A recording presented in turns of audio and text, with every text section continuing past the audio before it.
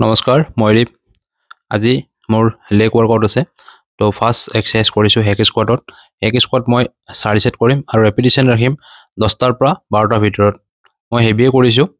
তো এনেকৈ পুৰা যিমানখিনি বাৰু বহিছোঁ তললৈকে আৰু তাৰ পিছত কৰিম ফ্ৰণ্ট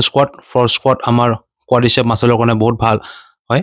আপোনালোকে এটো ট্ৰাই কৰিব পাৰে ফ্ৰণ্ট স্কোৱাট মই 4 সেট কৰিম আৰু ৰেপিটেশ্যন ৰাখিম 10টাৰ পৰা 8টাৰ ভিতৰত আৰু নেক্সট কৰিম মই স্মিথ মেচিনত ষ্টেণ্ডিং লাঞ্জেছ যিসকলে ৱাকিং লাঞ্জেছ কৰি বেয়া পায় আপোনালোকে এটো লাঞ্জেছ ট্ৰাই কৰিব পাৰে স্মিথ মেচিনত ট্ৰাই কৰিব পাৰে বহুত ভাল হয় আৰু বেলেন্সও থাকে আপোনালোকে ট্ৰাই কৰিব নেক্সট ৱৰ্কআউটত আৰু লাষ্ট এক্সাৰসাইজ মই কৰিম লেগ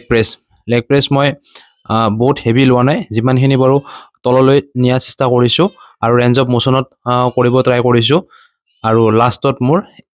লেগৰ পাম্প এখিনিয়ে আজিতে এখিনিয়ে ধন্যবাদ।